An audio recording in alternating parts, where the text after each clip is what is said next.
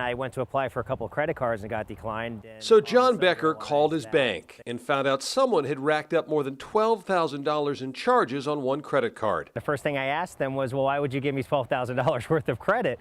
And they said that they started charging things up so fast that they ran up a $12,000, $13,000 limit before the credit card company even realized what was going on. Denis Sergeev, a Russian national, is the man responsible.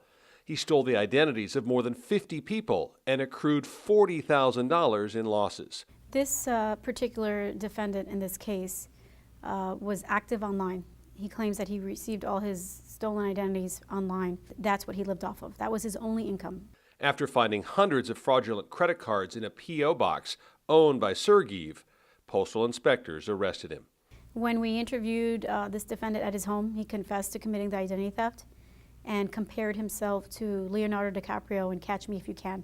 The movie with DiCaprio as a con artist who's always one step ahead of authorities. But instead of having flight attendants escorting him out, he had two female postal inspectors escorting him to jail.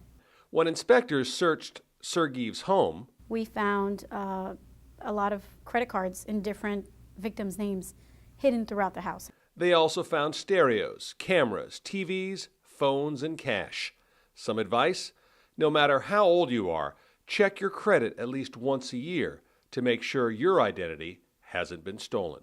Teenagers, when they first get their license, a lot of times they take a picture of their driver's license and put it on their Facebook page because they're proud, but they don't realize they're giving away their date of birth, their address, and their name, which is very important, and identity thieves scour the internet looking for this information. Luckily, not a lot of damage was done.